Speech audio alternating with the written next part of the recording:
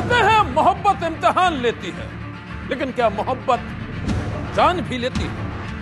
22 साल के नौजवान पारस की मौत ने यही सवाल खड़ा कर दिया है। सवाल यह है कि पारस जिंदगी से हारा या फिर उसे मोहब्बत ने मारा। बोला था कि मैं शादी अगर मेरी तुझसे नहीं हो पा रही है डायरेक्ट पेरेंट्स के थ्रू, तो मैं किसी से भी नहीं करूंगी, तेरी नहीं हुई तो मैं किसी की नहीं होंगी, ये सब उसके मैसेजेस आए थे। शैली जब बाहर आई बयान दे करके तो तब कहती पापा मेरे से बहुत बड़ी गलती हो गई है, मुझे खुद नहीं समझ आ रहा कि मैं ये ऐसी गलती कैसे कर बैठी। उन्होंने दबाव में कोई शादी नहीं करी। मेरी शादी हुई थी 29 अप्रैल को। वो दोनों इकट्ठे डांस कर रहे थे। मेरे पास पूरी अपनी शादी की वीडियोग्राफी है और इनकी शादी हुई है 9 मई को मेरी शादी के बाद। अगर दबाव इतना होता तो वो पहले डांस करते हुए नजर नहीं आते। कि मतलब वो जब भी उसने जो भी कोई काम कराया उसने धमकी से कराया। धमकी वो हमेशा धमकी देता था कि मैं सुसाइड कर लूंगा, मैं ये मर जाऊंगा तेरे बिना, ये इस तरह की धमकियां देता रहा। उसको धमकी दी गई, उसकी मदर ने उसको अब्यूज किया गया, बहुत अब्यूज किया गया उसको, तो वो इस चीज से बहुत ज्यादा मेंटली डिस्टर्ब हो चुका था। उसका एक ही फंडा होता था कि वो अपना हाथ काटना या सुसाइड करने की धमकी देना, इस तरह करके उसने उसको ट्रैप किया। जैसे कि पुलिस बोल रही है ये चीज नहीं है, जैसे कि हमने देखा है, जैसे कि प्रूफ्स कलेक्ट कर रहे हैं, वो सब एक सुसाइड नहीं शो कर रहा है, इट्स अ मर्डर। वो सरासर झूठा आरोप लगा रहे हैं। शायद आप लोग भी काफी टाइम से देख रहे हैं और पुलिस की तफ्तीश से भी पता चल रहा है और आप काफी कुछ देख भी चुके हैं। ऐसी कहीं कोई कुछ बात नहीं है।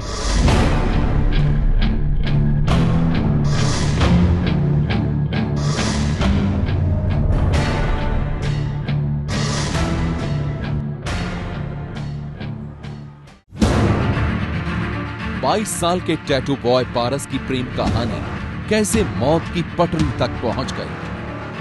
किन हालातों में 1 सितंबर की दोपहर पारस की मौत रेल की पटरी पर हुई?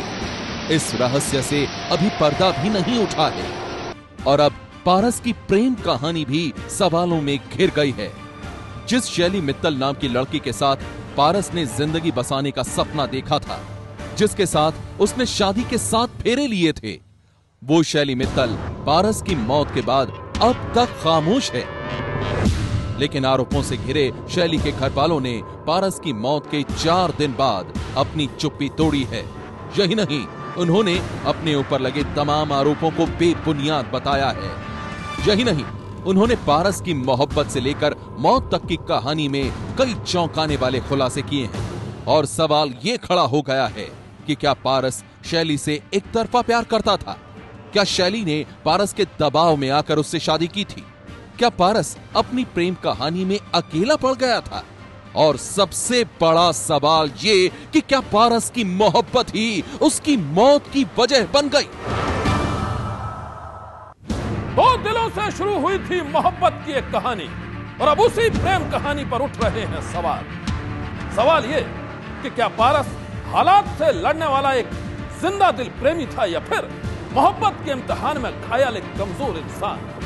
क्या पारस ने मोहब्बत में हार कर अपनी जान दी या फिर मोहब्बत के दुश्मनों ने ले ली उसकी जान? 2 कहानियों में उलझ कर रह गया है पारस की मौत का रहस्य।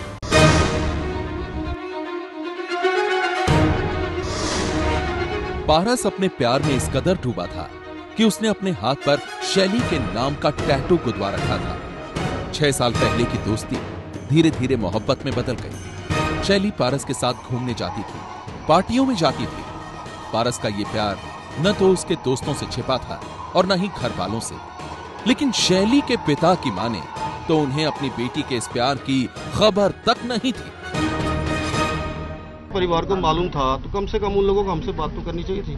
जब उनको पता कि लड़की के परिवार वालों को नहीं मालूम है तो सबसे बड़ी गलती तो उन लोगों की रही। कम से कम हमसे बात तो करते। आज कम से कम शायद हो सकता है ये दुर्घटना ही ना होती। बोला था कि मैं शादी अगर मेरी तुझसे नहीं हो पा रही है डायरेक्ट पेरेंट्स के थ्रू, तो मैं किसी से भी नहीं करूंगी, तेरी नहीं हुई तो मैं किसी की नहीं होंगी, ये सब उसके मैसेजेस आए थे।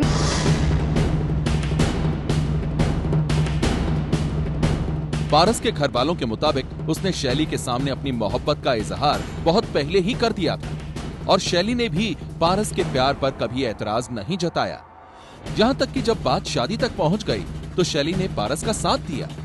पारस ने 9 मई को शैली से शादी करने का फैसला किया था और इससे 10 दिन पहले यानी 29 अप्रैल को पारस शैली को लेकर अपने एक दोस्त की शादी में शरीक हुआ था। उस रोज भी पारस और शैली बेहद खुश नजर आ रहे थे और पार्टी में दोनों झूम रहे थे।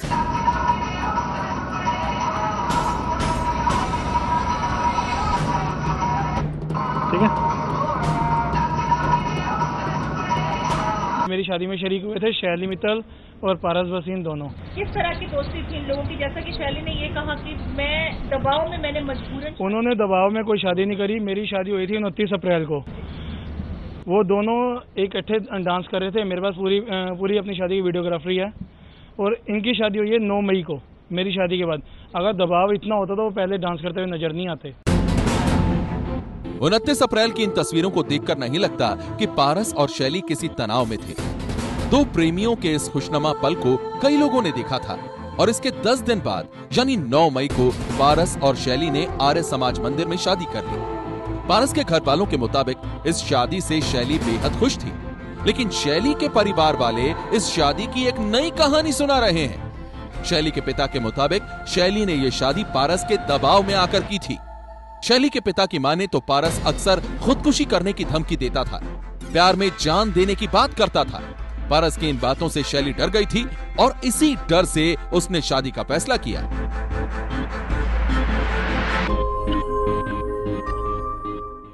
शैली ने हमको बताया कि शैली पापा उसने कई बार प्रपोज किया, हम अच्छे फ्रेंड्स थे। उसकी फ्रेंड्स का वो कोई आगे कोई रिलेशन था, फ्रेंड का फ्रेंड कोई ऐसे था रिलेशन, तो मुझे पता चला कि हम फ्रेंड्स थे। लेकिन उसने प्रपोज भी मेरे को कई बार किया, लेकिन मैंने उसको हमेशा मना कर दिया, क्योंकि हम जिस फैमिली से, उस फैमिली में जल्दी से हम दूसरी बरादरी से शादी नहीं करते। वो बच्चा, हमारा बच्चा जानता था, इसलिए वो मेरी बेटी हमेशा उसको प्रपोज को इनकार करती रही। लेकिन वो उसके पास एक ही हथकंडा था, जब नेचुरल है, जब जहाँ दो बच्चे साथ रहेंगे एक अटैचमेंट थोड़ा हो जाता है, तो उसके पास एक ही फंडा होता था कि वो अपना हाथ काटना या सुसाइड करने की धमकी देना, इस तरह करके उसने उसको ट्रैप किया। लड़की कह रही है उसके ऊपर दबाव था तो वो 3 महीने थे। 3 महीने में उसने अपनी फैमिली को एक बार भी ये चीज़ क्यों नहीं बोली कि मेरे ऊपर दबाव था, मेरे जबरदस्ती शादी की गई। एक बार तो बोल सकती थी। 3 महीने हमने उसको घर में दबाव थोड़ी ना दे रखा था। ठीक है, 3 महीने में वो हमारे घर पे आई, कितनी उसने मेरे ब्रदर के फ्रेंड्स की पार्टीज अटेंड करी, जैसे कि आपने वीडियोस देखी होगी। आप खुद देख के बता सकते हैं कोई दबाव नहीं था। मैरिज वीडियो आपने देखी होगी, उसमें भी कोई दबाव नहीं था।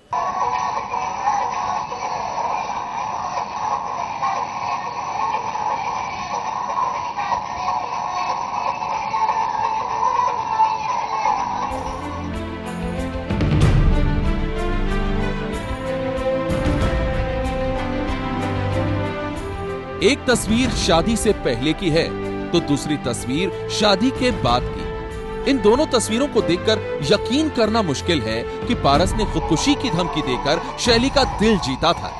लेकिन शैली के पिता की माने तो उनकी बेटी पारस की धमकियों से इस कदर डरती थी कि वो उसके किसी फैसले से इनकार नहीं कर पाती थी। सतीश मित्तल की माने तो उनकी बेटी शैली ने उन्हें बताया कि पारस को खुदकुशी की धमकी देने की आदत हो चुकी थी। एक बार तो वो आत्महत्या के लिए रेल की पटरी पर भी पहुंच गया था। उसकी टेंडेंसी थी, वो एक बार नहीं, उसने सुसाइड करने के कई अटेम्प्ट्स किए हैं उसने। रेलवे ट्रैक पे भी वो पहले भी जा चुका है। आरपीएफ रेलवे ने उसको मार के भगाया वहां से। वो पहले भी इस तरह के अटेम्प्ट्स कर चुका है। अगर आप ठीक से वो आप देखेंगे तो जो शैली का जो बयान है, 15 पेज का जो बयान है, उसमें उससे सब सारा ब्रीफ किया हुआ है। शाली जा रही है बात सुसाइड। मैं आपको एक चीज क्लियर कर दूं, मेरे भाई में इतनी हिम्मत नहीं थी कि वो सुसाइड कर ले। दूसरी चीज, वो शेर की तरह जीता था जो सुसाइड कैसे कर ही नहीं सकता किसी भी कीमत पे। इट्स अ प्री प्लान, सब कुछ प्री प्लान है। पारस की मौत से 5 दिन पहले यानी 26 अगस्त को पारस ने शैली की मां से मुलाकात की थी। उस मुलाकात में भी पारस ने शैली के घर वालों को अपने दिल की बात बताई थी। तो फिर 5 दिन में ऐसी क्या बात हो गई कि पारस पहुंच गया मौत की पटरी पर। शैली के पिता के मुताबिक जब उन्हें पता चला कि पारस उनकी बेटी से शादी करना चाहता था तो उन्हें हैरानी हुई, लेकिन उन्होंने इनकार नहीं किया। शैली के पिता की माने तो उन्हें पारस की हैसियत या बिरादरी से कोई परेशानी नहीं थी। अच्छा, आप ये एक्सेप्ट करते हैं कि आप शादी के खिलाफ थे, इस रिश्ते के खिलाफ थे? नहीं, बिल्कुल नहीं। आप बात करना चाहते थे अभी भी? हम उसको अगर खिलाफ होते तो हम क्यों उसको बुलाते और क्यों हम उसको बोलते कि भाई ठीक है सोचते हैं देखते हैं। शादी करने के लिए सब चीज प्रोसेस में था, अपने उसको इनकार नहीं किया। हाँ जी, पारस से शादी करने के लिए तैयार थे आप अपनी बेटी की? बिल्कुल। आपने क्या जब आया था पारस वहाँ पे घर पे आपसे मिलने? अब ये तो है नहीं कि एक ही मीटिंग में हम उसको शादी कर देंगे, उसको थोड़ा समय तो लगता है ना। नहीं, लेकिन आप मान चुके थे। हाँ, और अपनी जब वो बेटी मेरी है वो ट्रैक पे बैठी तो मुझे क्या करना है आप बताइए। वो खिलाफ थे, इस चीज के खिलाफ थे कि पंजाबी परिवार का लड़का नहीं लेना, बस ये खिलाफ थे, जात के ही खिलाफ थे और कोई। और आपस में वो पैसे का बढ़ावा दिखाते थे कि हम पैसे वाले हैं, हमारे 3-3, 4-4, 5-5 शोरूम है। 29 अगस्त को पारस ने शैली के पिता से मुलाकात भी की थी। पारस के घर वालों के मुताबिक इस मुलाकात में शैली के परिवार वालों ने उसे खूब खरी खोटी सुनाई थी और धमकी दी थी, लेकिन शैली के पिता इन आरोपों को खारिज कर रहे हैं। पारस को बुलाया कि बेटे घर पे आओ, हमें आपसे बात करनी है। तो पारस घर पे आता है तो उससे बातचीत की जाती है, भाई आप क्या काम करते हैं, आपके पापा क्या काम करते हैं। तो उन्होंने बताया तो थोड़ी हमारी तसल्ली नहीं हुई। मैं कहा बेटे, मैं कहा थोड़ा देखो, अभी आप थोड़ा सा काम कीजिए और थोड़ा सा फिर हम विचार करते हैं और सोचते हैं, थोड़ा कुछ काम तो कीजिए। तो उस करके वो चला गया था लड़का। कोई बात नहीं, मैं कहा बेटे विचार कर लेते, कोई दिक्कत वाली बात नहीं है। उसको शाम को वहाँ पे बुलाया गया। उसके डैड ने उसको बोला कि अगर तुझे मेरी बेटी से शादी करनी है तो तू 50 लाख मेरी बेटी के नाम करवा, एक फ्लैट नाम करवा और एक 20 लाख का घर 20 लाख मेरे बिजनेस में इन्वेस्ट कर। और साथ ही साथ उसने हाथ जोड़ के बोला कि मेरे बस की नहीं है कि मैं इतना कुछ कर सकूं, मैं इतना नहीं है। तो उसके पापा ने कहा कि चल ठीक है, तेरे पास नहीं है ना तो तू आज के बाद मेरी बेटी से बात नहीं करेगा। उसके पापा ने ये तक बोला उसको, सबके साथ मेरी बहुत अच्छी है, तो इतना पैसा है कि मैं सबको खिला पिला के तेरे टुकड़े टुकड़े करवा दूंगा। पारस के घर वालों के मुताबिक मौत से पहले पारस बेहद परेशान था। पारस शैली के घर वालों की धमकी से डरा हुआ था और उसका दिल टूटा था शैली के उस मैसेज से जिसमें उसने उसे भूल जाने की बात लिखी थी।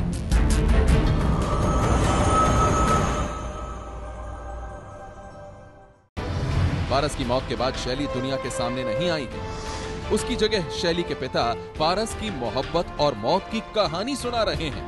वो पारस की मौत को खुदकुशी बता रहे हैं। यही नहीं, शैली ने पुलिस को पारस का एक सुसाइड लेटर भी दिया है।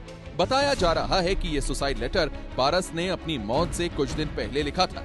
पुलिस की फॉरेंसिक टीम अब उस सुसाइड लेटर की हैंडराइटिंग और तारीख की छानबीन कर रही है।